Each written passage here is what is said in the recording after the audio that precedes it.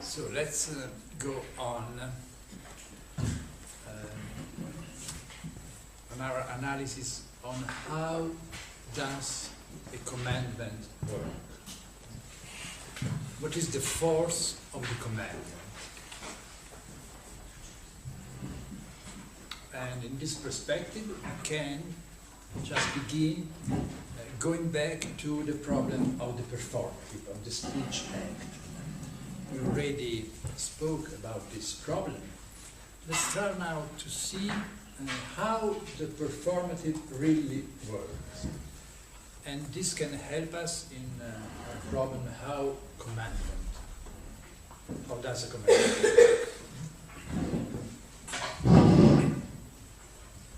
We saw that starting from the publication of Austin's book, How to Do Things with Words, in 1962, the notion of speech act, performative, had an incredible success and spread from the field of philosophy and linguistics to among jurists, among psychoanalysts, it's everywhere. So it became a favorite topic in human science. And then we can also, in our perspective, we can make the hypothesis that the success of the notion of speech act and performative is linked with the growing power of the ontology of the esto, the ontology of the commandment. And we saw that in modernity, the ontology of the esto, who was kind of in a shadow in the past, slowly progressed to a kind of primacy. And I think that these two phenomena are linked. The primacy, the growing power of the ontology of the commandment, and the success of the notion of performative. An act of language, as we told, that by the mere fact of its utterance realizes and produces the meaning as a fact. So, but how, so this definition of speech act, of performative, it's an utterance which realizes, produces as a fact the meaning. So the linguists give this definition, and they act as if there was such a thing as a kind of a magic or magical power of the performative. How can an utterance produce effect, its meaning as a fact? They just give this definition, but they don't explain how this is realized. Is there a kind of magic strata layer of language there? So we'll try to better see how a performative function.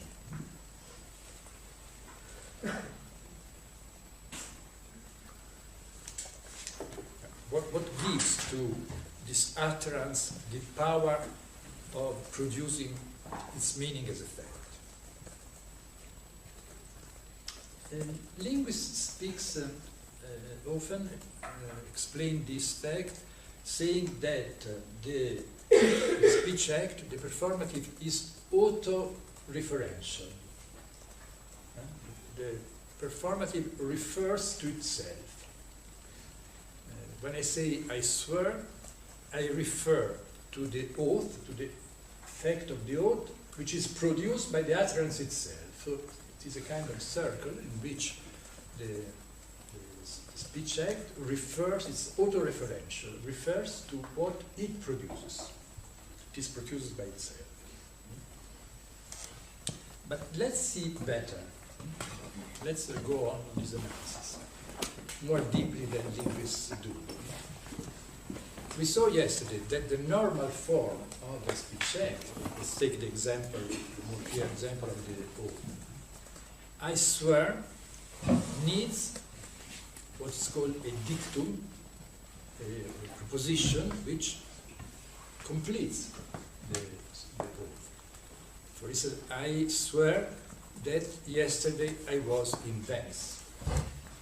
Suppose that I'm in a trial, it's vital to prove that I was not in the place, but in another place. So there is always a dictum, a proposition which comes after in order to give an object to the oath. This second proposition, yesterday I was in Venice, is clearly an example of the apophantic logos. Yesterday I was in Venice. This is an apophantic proposition, clear. So what is interesting, that the oath is constituted by two elements. I swear, so the utterance of the first person, which is essential to the oath, but then, which is a non-apophantic logos, I swear, does not have the form of apophantic logos, but then there is another element, which is the dictum, which is in the form of a apophantic logos. So what happens in the oath is that the verb I swear, so the non-apophantic logos I swear, suspends the validity of the apophantic logos yesterday I was in Rome or in Venice, and substitutes the oath to the normal relationship between language and reality.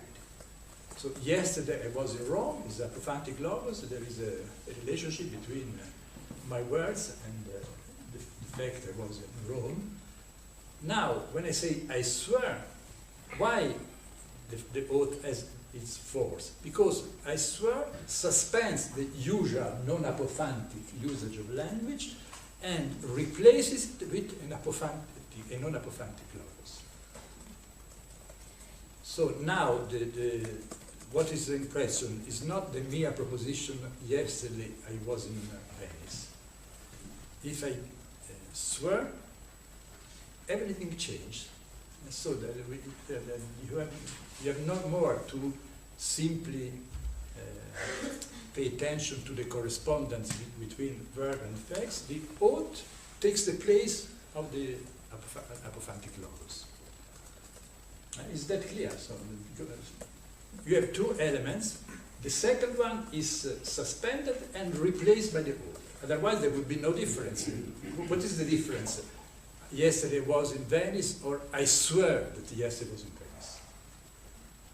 The difference is just that one, that the normal usage of the apophantic logos is suspended and replaced by another mysterious relationship, which now has value at the place of the other. I swear, that's enough.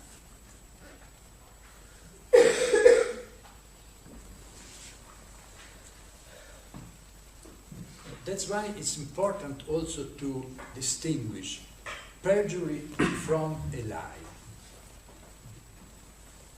Perjury is not a lie, because if I say, yesterday I was in Venice, and then it is proved that it was not true, this is a lie.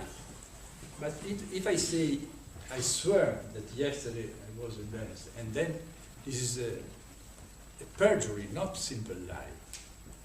No? And if it is proved that it's not valid. So the perjury is not a simple lie, it's something different.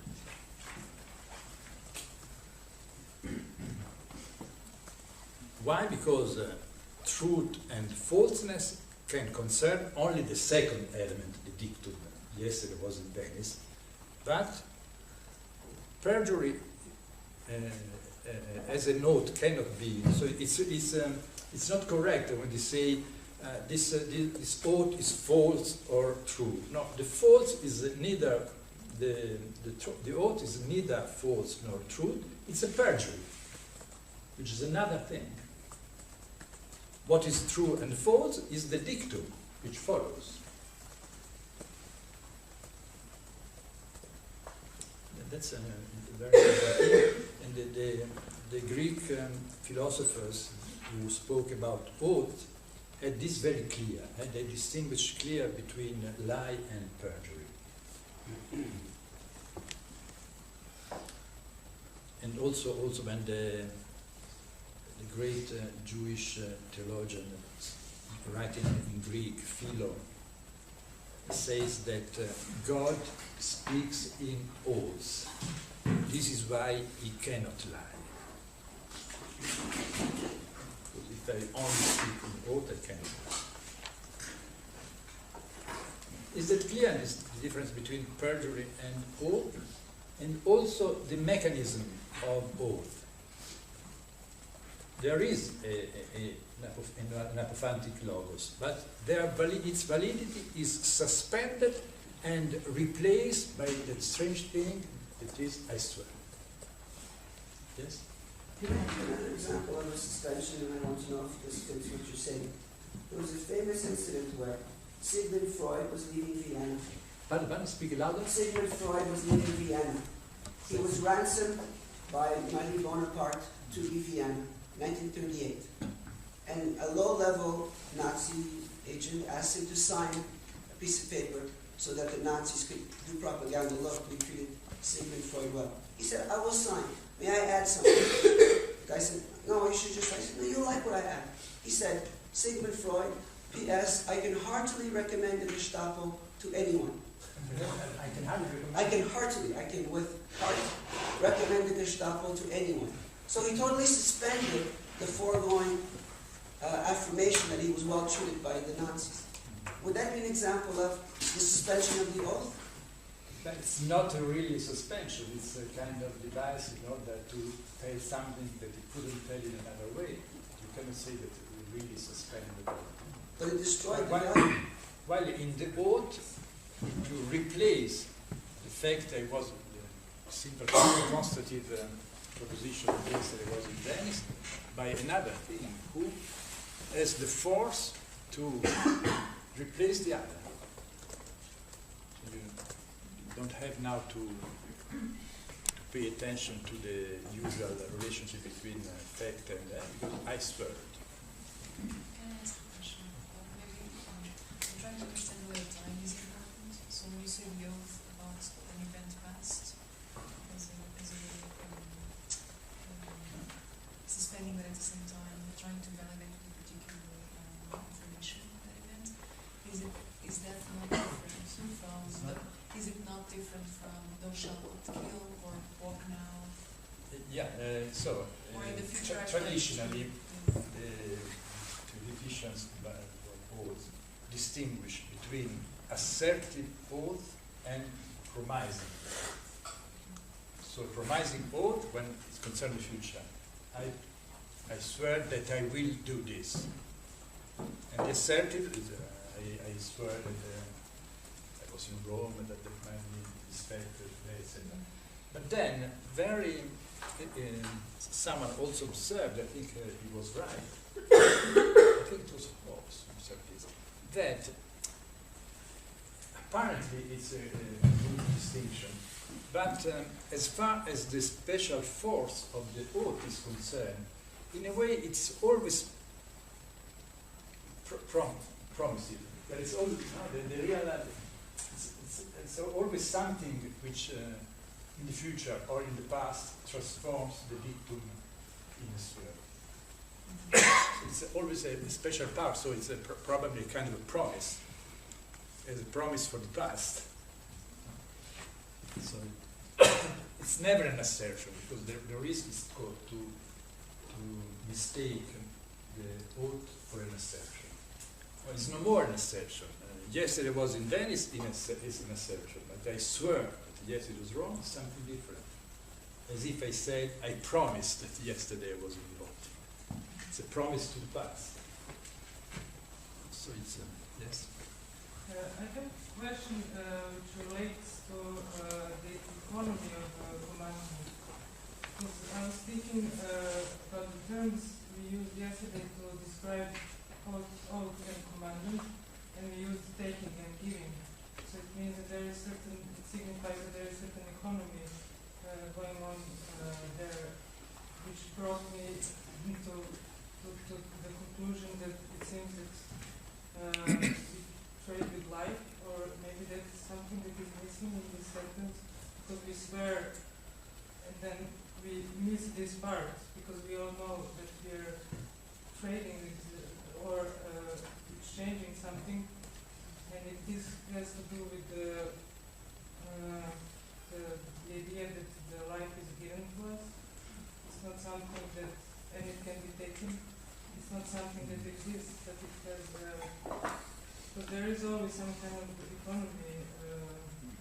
No, this is a strange fact that in English you say to take an oath, to give an order.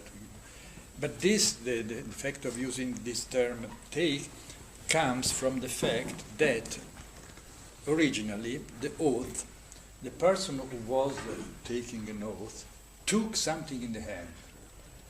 So the most ancient form of oath, for instance, the one that we saw in the Iliad, the hero at the moment of taking an oath, pronouncing an oath, takes an object, a sacred object, a scepter, something in his hand. And that's probably the origin why we say take an oath, because he took something in the hand. And that's why the Greek term for oath is orkos. And many scholars say the orkos was the name of the object that the person took in the name, sacred object, in order to call God as witness. I have to take something. Probably, I suppose that this is the origin of taking and giving, but it's true that it's interesting that there is a taking and giving.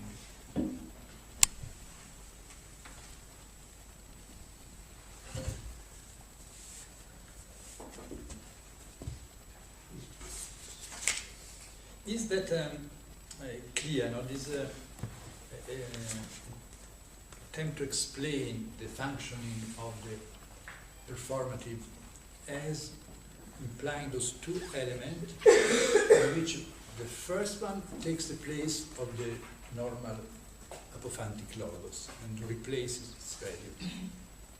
And so, it's interesting because if you go back to the idea of our two ontologies, distinguished but inseparable, related, this is a clear example, the oath, when you see the both elements are there. So an oath is a crossing point between the ontology of the esto, I swear, and the ontology of the esti, yesterday was in both. Both, in order to function, the machine of our culture has to cross, intertwine the two elements. So the two ontologies are distinguished, but never are completely separated. That's why we say it's a machine which functions, putting in relation two distinguished but inseparable elements.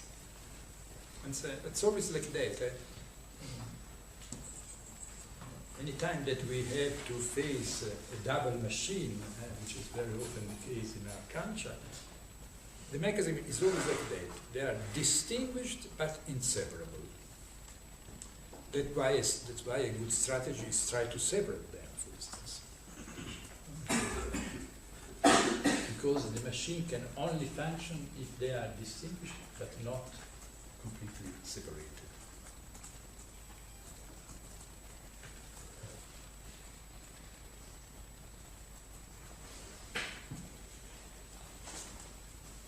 So why I made this analysis of the oath, no?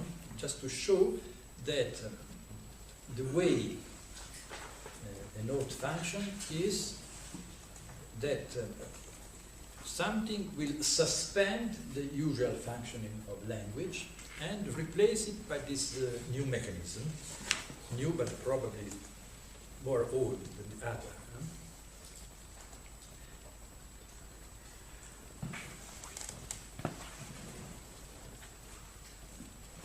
And this is always the case, also in the the pronouncing of the old formula in archaic Roman law. For instance, in one of the 12 tables of law, there is this formula which in some way really explains what is the use, what is the law according to the Roman mind. Uti lingua nuncupassis ita ius esto. As the language or the tongue pronounce it, thus be the use. So nuncupassit means nomen capere, taking the name. If you pronounce correctly the name, this is the use, the law. So, it's an imperative. Ita ius esto. Don't know how to translate in English. Ita, thus law be.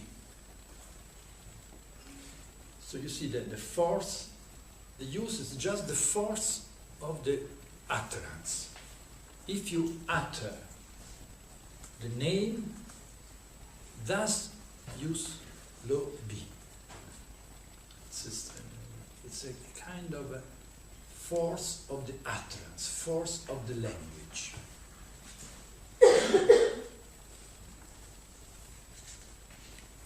That is really similar to, we were talking earlier, or yesterday, about magic.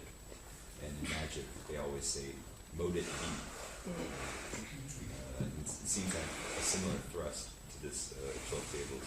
Yeah, of course, one explanation could be law and oath are just remnants of an old magic layer of language. But it's not true, because magic itself is just that. Also magic is this force of language. So we could say on the contrary, magic is a remnant of an oldest juridical or religious, or we don't have a name for this oldest force of the language. And the commandment, and that's why also commandment and oath are similar, no? Because we said, yes, we could define the oath as a commandment to the first person and the commandment as an oath to the second person. No? But they have the same force. This makes very clear the insistence on the correct pronunciation and on the illocutionary force of the utterance makes very clear the linkage between law, magic, and religion, because in the sacraments, of course, not only is it a matter of the correct pronunciation of the proper words, but it's also the proper person who can pronounce that. So both of those aspects occur in magic, in religion, in law, as the capacity between authority and the utterance. So it becomes very clear.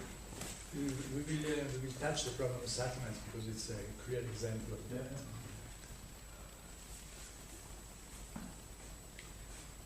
So in both cases, commandment and performative speech act, what is at stake is a peculiar force of the language. That's what we are trying to understand. This peculiar force of the language. There is a French historian of Roman law, great jurist, who analyzed the meaning of the term in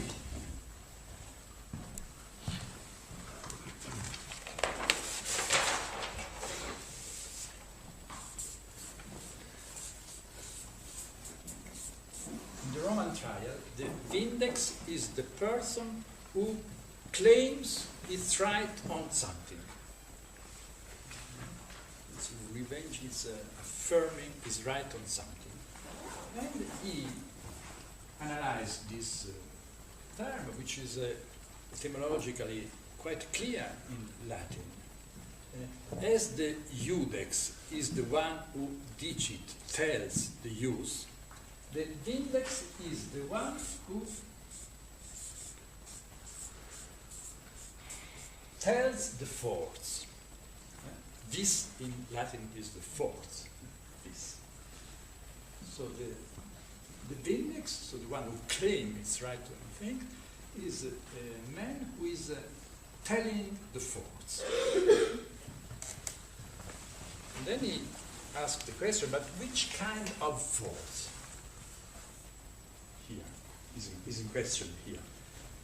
One could imagine, but it's a kind of physical force, is physically affirming is right on something as a physical force. No, it isn't the question, because it just teaches, tells. And the Roman authors distinguished clearly between two kinds of force. A force which is in the words, vis civi, civis quis, which is told by the language, and a force which is realized by the hand. So they had clear this distinction between a force proper to the word and the force proper to the hand.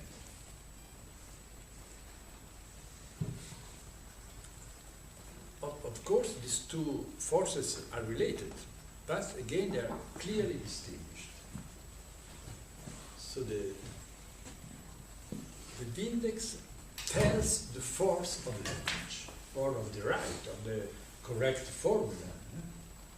Is the one who is able to tell the force of the speech, formula, etc.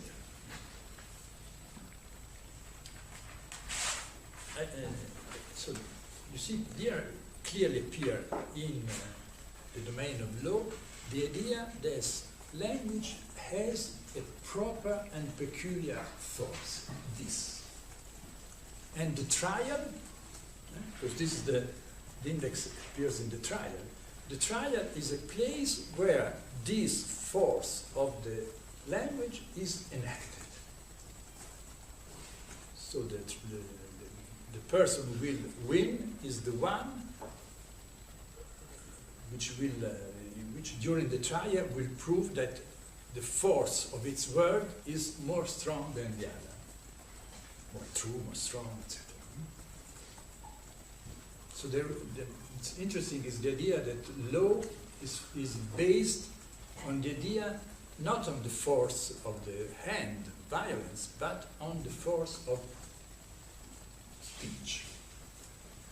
Of course, I said here too, when the Roman jurists distinguish between the force of the word and the force of the hand, they are related also, of course. This is also interesting to always understand the distinction and the relationship between the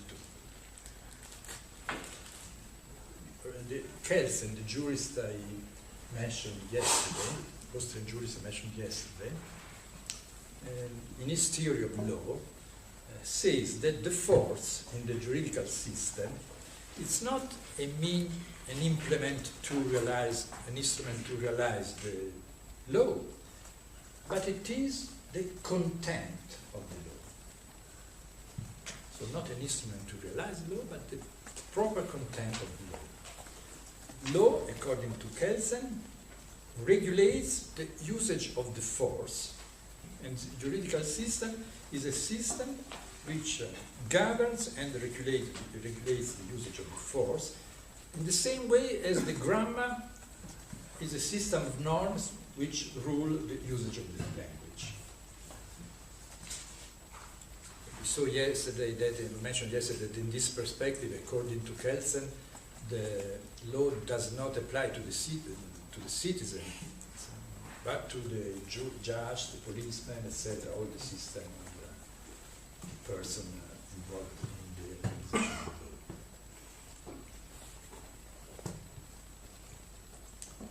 But then, why did I find this definition by Kelsen interesting? Because we can better, if we accept his idea that the link between law and physical force is not instrumental, we can better understand how the commandment of the law functions. In Kelsen perspective, physical force aims at the maintenance of the force of the world. So in this perspective, we could say that the force in the juridical system, or the physical force in the juridical system, aims at the maintenance of the force of the language.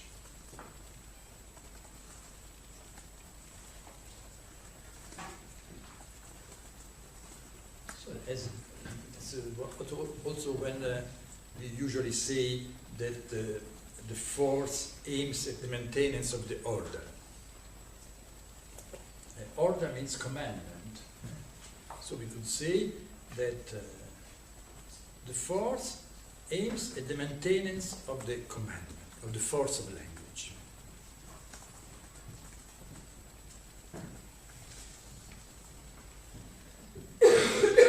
It's important, this idea, this synonymity between order and commandment.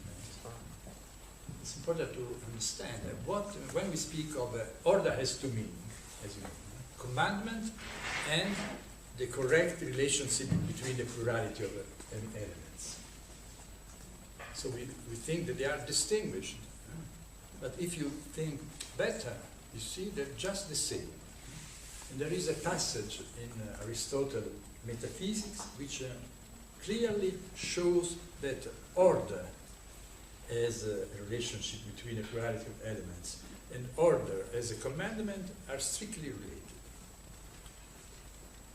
It's a very important passage with a strong influence on Christian theology, because Aristotle asks the question of the relationship between the good and the world.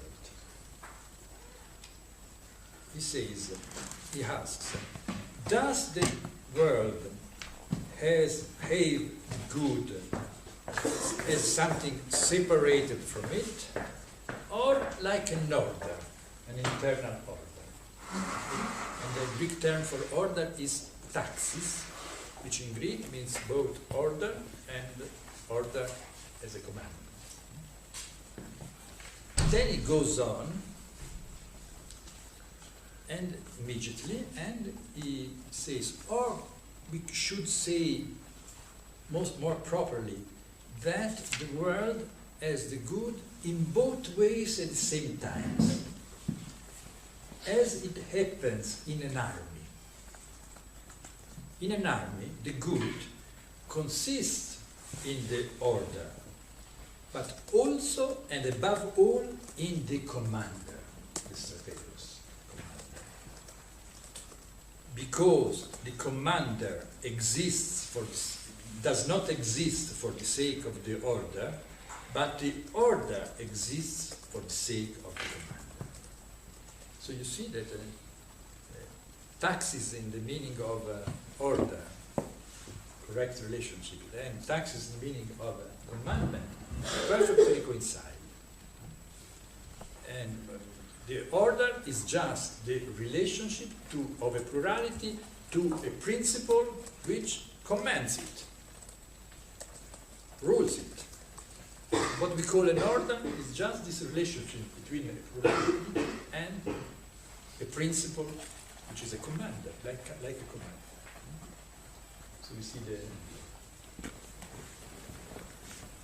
and this is interesting because this notion of order, which had an incredible relevance in theology, in politics, in economy, but you must never forget that there is no substance corresponding to an order. It's just a relationship between a plurality and a principle which commands it. And in the history of economy, an interesting chapter it is in the beginning, when the modern economy begins at the end of the 18th century. We have a lot of books which, especially in France, which presents themselves as théorie de l'ordre, theory of the order of a society. And they say, so the idea is that the economic government of a society is sample the most advantageous order of it. But then when you see what is this order, it's just the most advantageous commandment, order in the other sense, given to it. But now, to go back to our point, so what we saw is that the maintenance of the order, which is the aim of the physical force, is nothing else than the maintenance of the commandment, that is to say, of the force of language.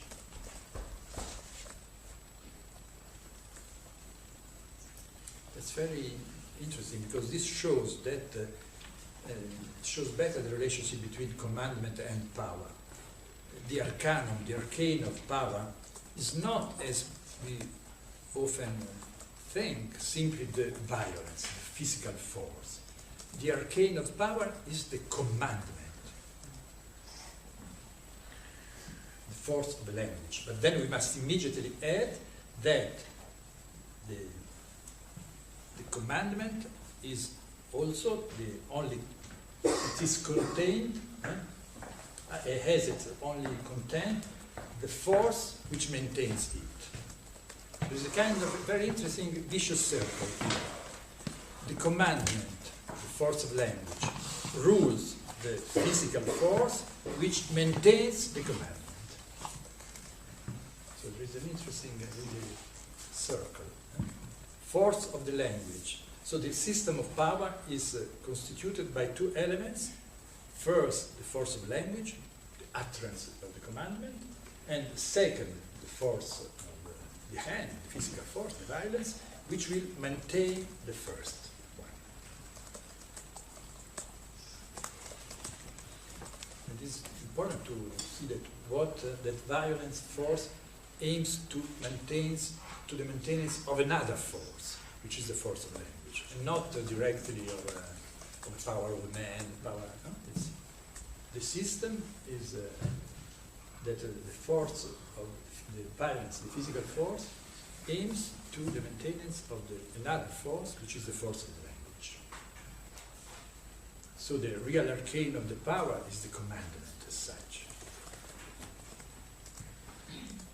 which, of course, you cannot separate completely from the physical force. Again, you see a double system in which the force of the word and force of the hand work together.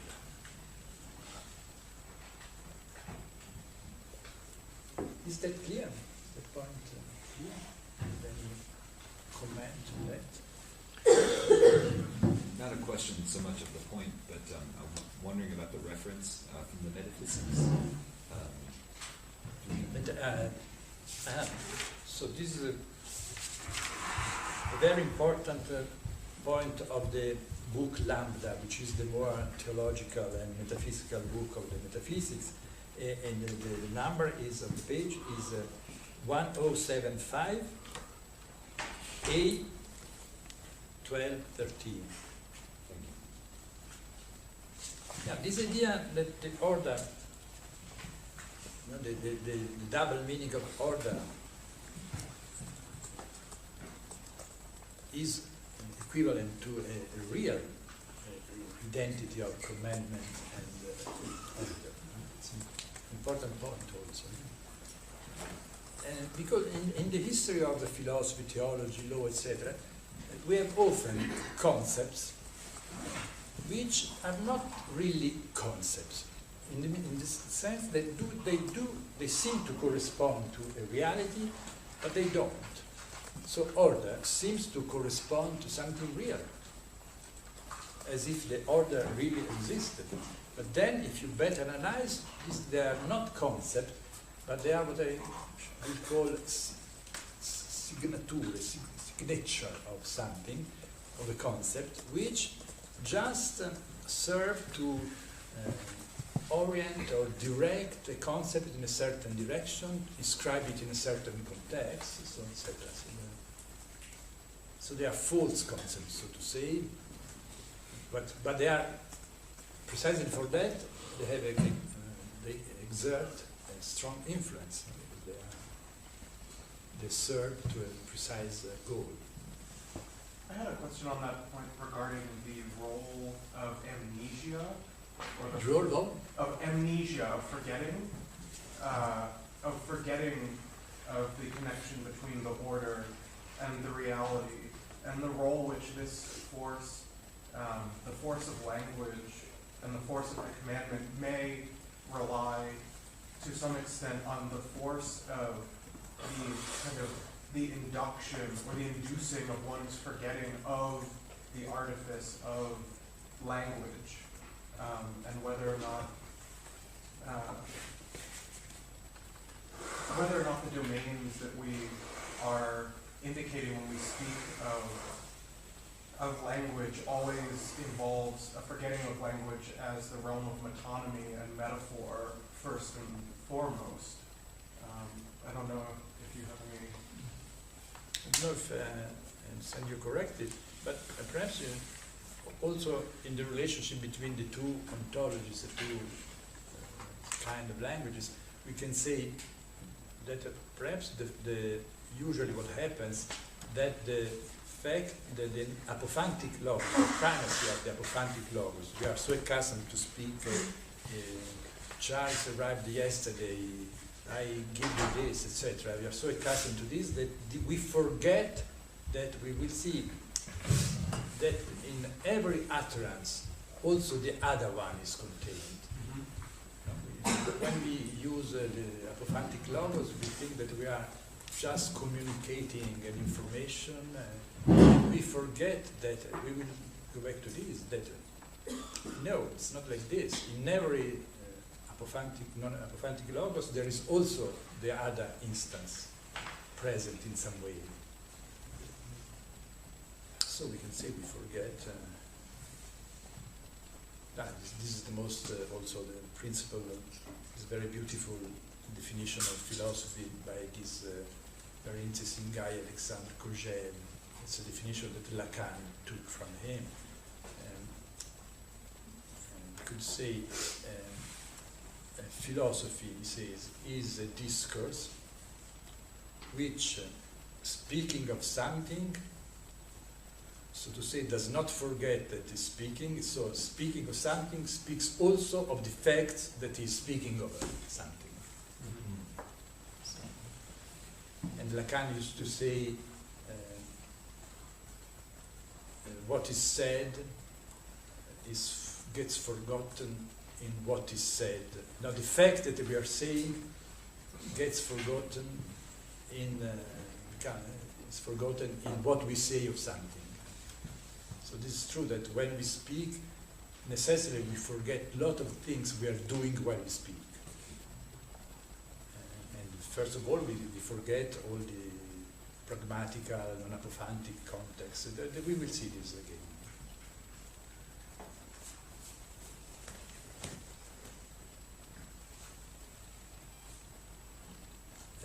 Just to try to present this idea of a force, of peculiar force of language as such, which shows itself clearly in the performative, in the speech act, in the commandment, but then perhaps is more general than we can imagine. It's present, always present in language, this peculiar force. That, as you said, we forget, continuously we forget that while we are speaking, we are exerting a force. We are exerting a commandment in some way.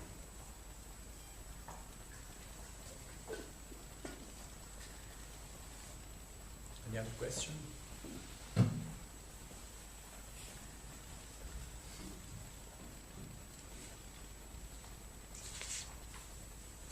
So, and we saw this vicious circle of commandment. No? The commandments rules the force which maintains the commandment. You want to ask something? Well, I was just thinking about this forgetting and how you're saying how the language has to exert this force because we forget. It reminded me also of just Pierre Bourdieu's work on discourse. Pierre Bourdieu's work on discourse, because for Bourdieu he says that discourse must be constantly reiterated so that it sticks, because it's always vulnerable to be. It's always vulnerable to being rewritten. So it makes sense then that the language necessarily has to exert force continually, because it's always being challenged by some other discourse perhaps, or something like that. So it would make sense that you continually need this force of the language to make it stick, because it's very difficult for it to stick. And sometimes even the person who says something, then he will deny what he has said. So, Right. so kind of a deny and the affirmation, a kind of a pragmatical and not simply apophantic element is present in language.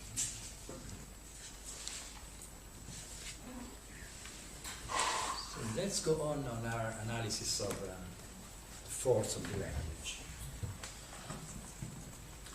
I said in the beginning of our seminar that in philosophy we have almost nothing on the commandment. But then there is at least one exception in contemporary philosophy, French philosophy, and this is the case of Gilles Deleuze. In his beautiful book, Mille Plateaux, sorry. How do you say it in English? How do you translate it in English? Thousand Plateaux. Thousand Plateaux. You will remember there is a chapter on what he calls the mot d'ordre. Password in English, mot d'ordre, password. Password. So, and then he has this very interesting theory. Just quote first affirmation he makes. Language, it's not, le langage n'est ni informatif ni communicatif. Language is not informative, neither informative nor communicational. The language does not aim to information or to communication. Language is not the communication of an information, but it is the transmission of a password. Transmission des mots d'ordre. So what is usually in linguistics, also the theory of information, considered as the redundance with respect to the informational content of a statement. According to Foucault, it is the first, the most important part of language. Language is always, it doesn't say sometimes it is the transmission of a password. No, it says in every statement, in every discourse, you will find the transmission of a password. So there continues. So there is a kind of pragmatic content in every enunciation. And of course, he also refers to the speech acts, because the speech acts are just an example of this. But here we find a generalization of the idea of speech act. While in Austin you have locutionary act, normal apophantic speech, and then you have illocutionary or speech acts, discourse. According to Deleuze, this is false. Always the two are present. And he has a very nice theory. He connects, just to explain what is a password, what is the efficacy of a password. He relates it to a very interesting theory of the Greek Stoics philosopher. How do you say in English? Stoics. They have this concept of the incorporeal, which is something real, according to the Stoics. So we have to think the incorporeal as something real, as a real event. And it says what happens in the mot d'ordre, in the password, is that we will have an incorporeal effect on the body. Incorporeal effect on the body. Then just make some example. For instance, it say peace and war are state of things, state of bodies, mixture of bodies. but the declaration of war, the decree of mobilization, means an incorporeal transformation of all the bodies. It's absolutely right. No? The reality is a mixture of body, but this declaration, this modality, this password, this illocutionary act, means an incorporeal transformation of the body of all the citizens. From that moment, you can be mobilized. You are transformed in a potential soldier. And this is an incorporeal transformation, but Deleuze is right, of the body. Of what? It is your body which is in question, because you then will be really have to go there and to put a uniform, etc. Then also says, continues, bodies have an age. Bodies grow old. But majority as a legal age, or minority, or retirement, all the categories of where age is implied in some way, are incorporeal transformation who are attributed to the bodies inside one society. So, for instance, the passage from minority to majority, he's right, an incorporeal transformation of the body.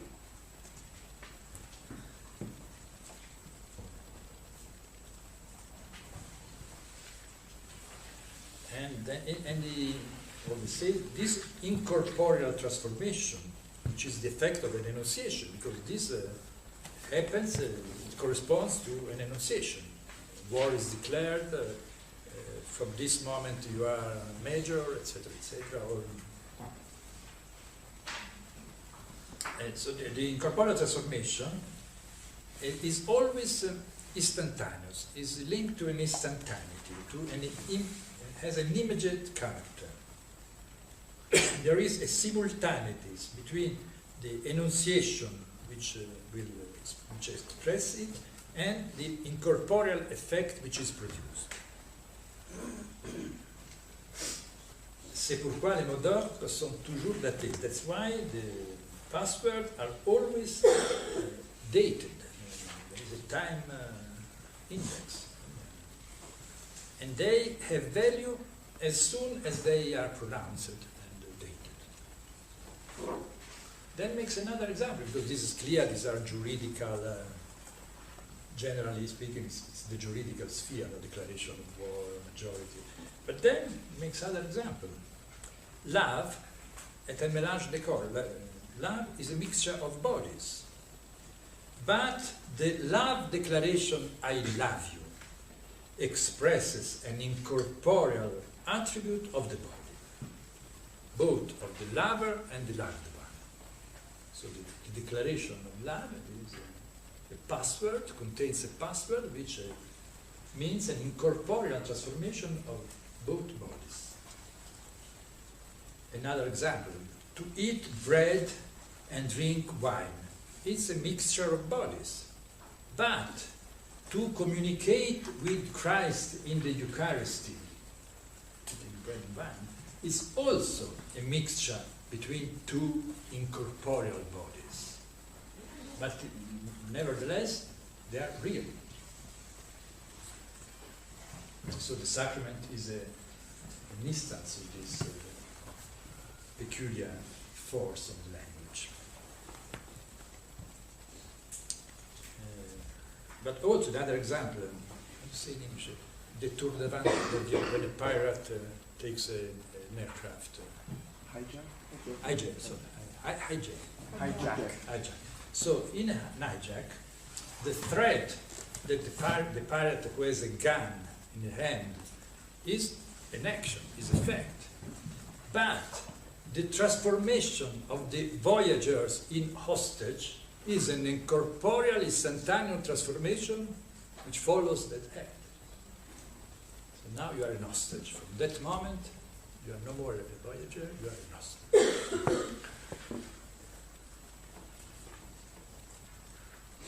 So he says the password express in society the instantaneous relationship between an enunciation and the incorporeal transformation which follows, which is caused by the declaration. So is clear is it clear what Foucault, what the Deleuze calls mot d'ordre, password? It's an incorporeal transformation of the bodies which is just caused by an utterance or by, yes. And even those places where the enunciation is inchoate and non-translatable, for example, in all those origin stories of primitive proto-hominid groups who simply emit a sound as a location, the enunciative act of making a sound and to locate where they are is also a transformation which forms the pattern of the community as they move to a particular place. So I think it also serves as a good example for that very same corporeal emission of a sound, even if it's not yet language, and the transformation to others that form the community to receive that sound. Yeah, in any case, Deleuze's idea is that this is not a part of language.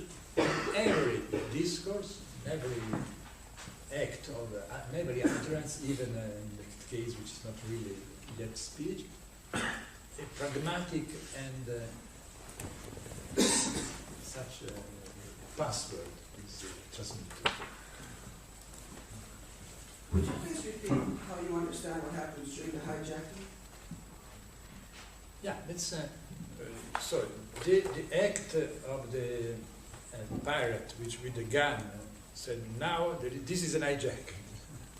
From that moment, the voyager are transformed in hostages.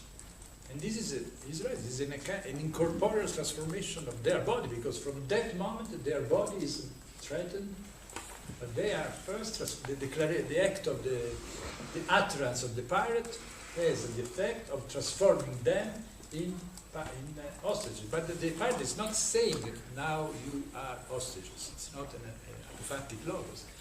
But as a consequence, like I love you, so according to Deleuze, transforms the person in something else.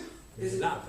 So my question is it that transformation from the enunciation to the incorporeality of the hostage's status, is it that is traumatic? Traumatic? Yeah, what's traumatizing? Is it the passage from being a voyager to hostage, from the enunciation to the incorporealization? Is that what traumatizes? That's what I want to know. It can be traumatic, of course, it depends. In the case of Hijacker, it can be traumatic. But you've enunciated a new theory of trauma. Yeah, it's not. Are you asking the question? Is that an event, trauma? It's an event which just. It's not a factual event because it's just an incorporeal event produced by an utterance. But it is can be a trauma, can be something. Do I need some kind of pre-knowledge? Pre-knowledge? Pre-knowledge, yeah. Is What this do you mean? password, is it kind of a universal code? So do I need to know what a hijack is in order to become a hostage? In some way, that probably if you are so stupid that you don't realize at all. You have to understand the system of language. So, of course, if you don't understand at all the language system of a society, you cannot receive the password containing the utterance. Yeah, probably you are right. So it implies that you live in a certain society and that then you understand the pragmatic content of the utterance. If you are, for instance, in a completely foreign place and you don't understand the language, you understand nothing, you cannot receive the password, of course. Yeah. The presupposition is that you know the language system of the society in which you are. Yeah, that's true. Because it is a discourse, it is an act of language in any case.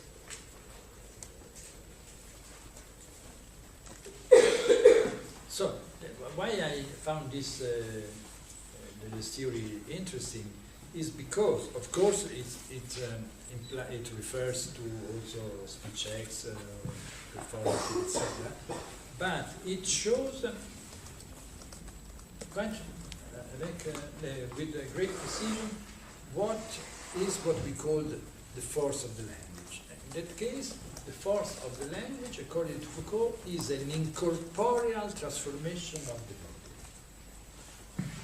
So what the commandment, for instance, we saw that the commandment has peculiar force of language. And in the last term, if we reframe it in the last term, we could say the commandment implies an incorporeal transformation of the body of the person who receives it. From that moment, he had received a commandment, and it is in a new situation.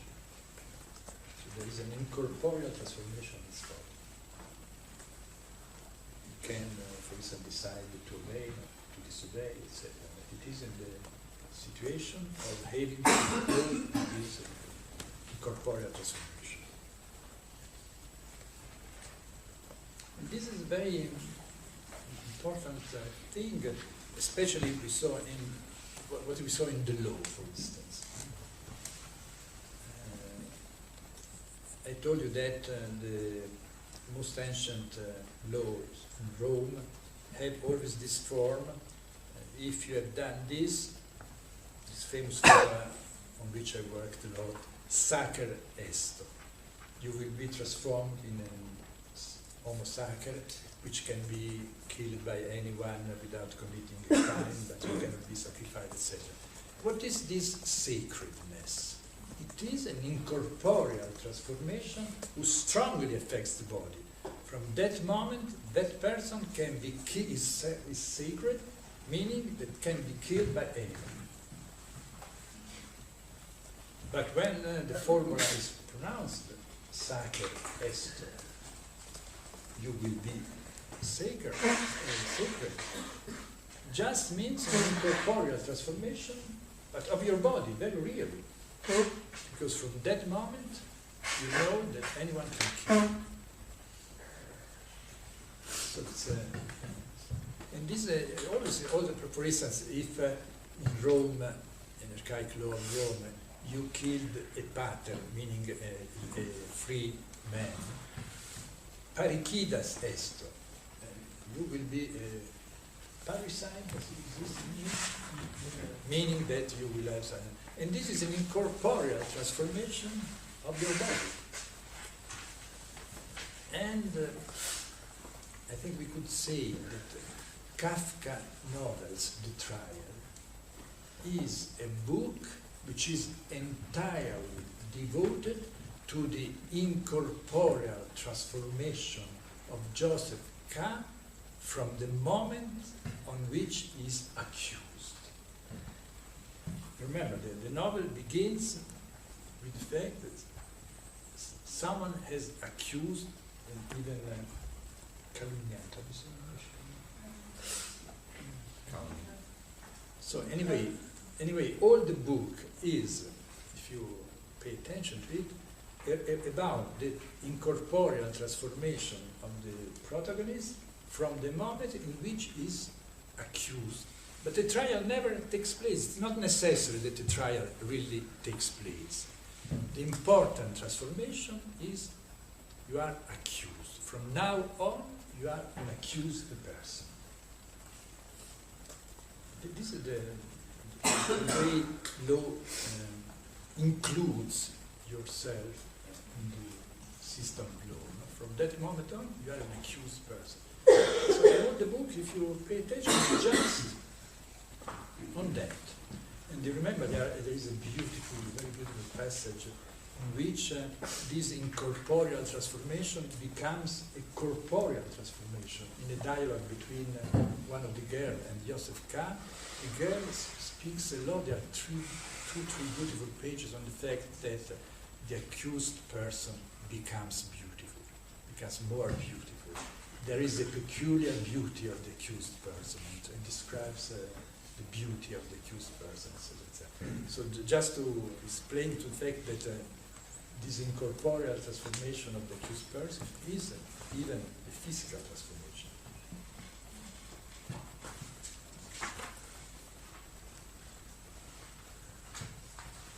So that's interesting because in that way you see what is this force of language, which is in question in all these commandment in the Pushari Acts, etc. And according to the list in every discourse, there is an incorporeal transformation of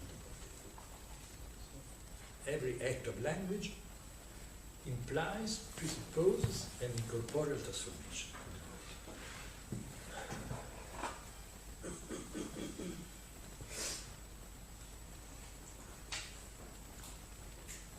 Is that clear? So this idea that the force of language implies, like in accusation. So this, suddenly I receive the information that I am accused of something. There is a trial which will take place of me, and this transforms me in an accused person. But this incorporeal transformation, because I am the same, implies a body, a consequence of my body. And the novel of Kafka shows very well this. All my life is changed.